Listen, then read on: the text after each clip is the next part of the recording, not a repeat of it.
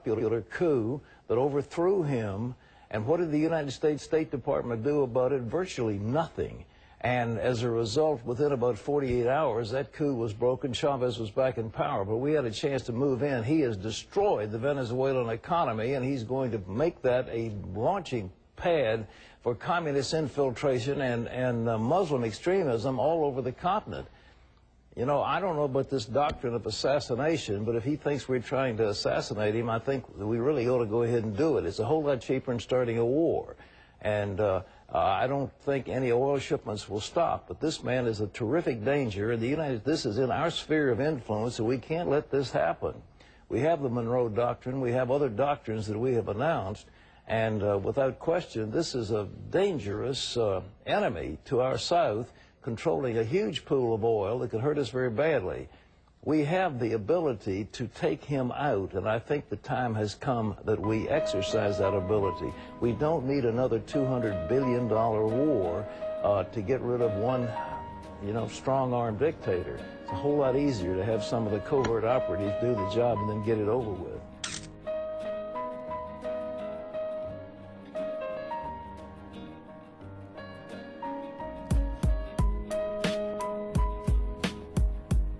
Venezuela vote.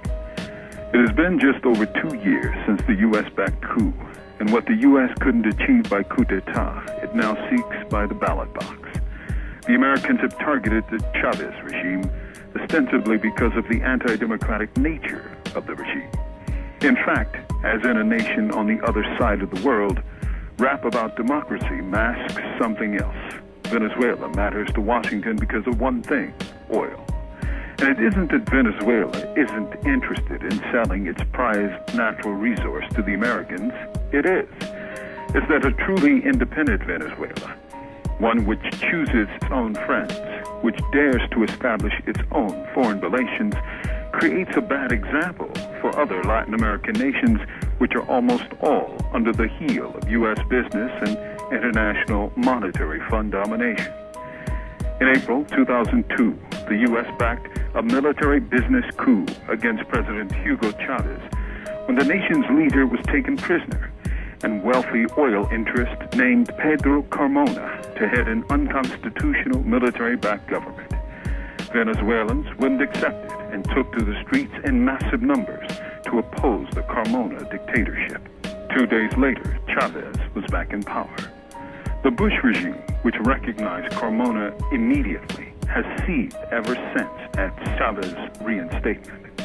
Venezuela matters to the U.S. because it's the fourth largest supplier of crude oil to the U.S. Consider this.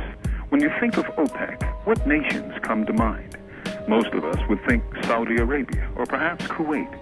But no, OPEC, the Organization of Petroleum Exporting Countries, was formed back in 1960 at the initiative of Venezuela.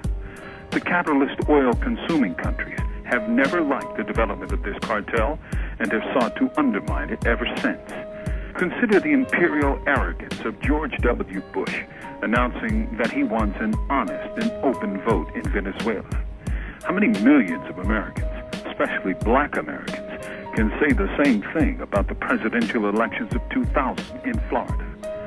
This is but another attempt of modern-day exponents of the Monroe Doctrine to put a Latin country back in its place.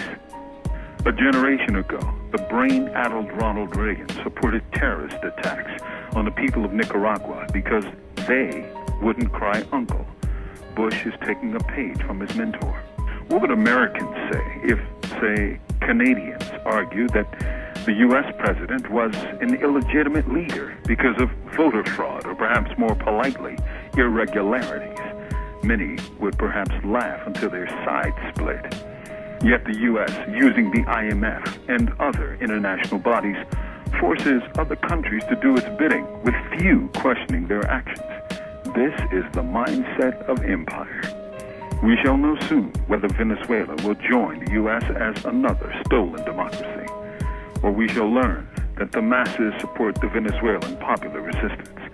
Not content with raising hell in the Middle East, the neocons in Washington want to sink their fangs into the oil-rich resources of Venezuela. We shall soon learn what the people have to say about the matter. for Free Speech Radio News. From Death Row, this is Mumia Abu-Jamal. These commentaries are produced by Noel Hanrahan for Prison Radio.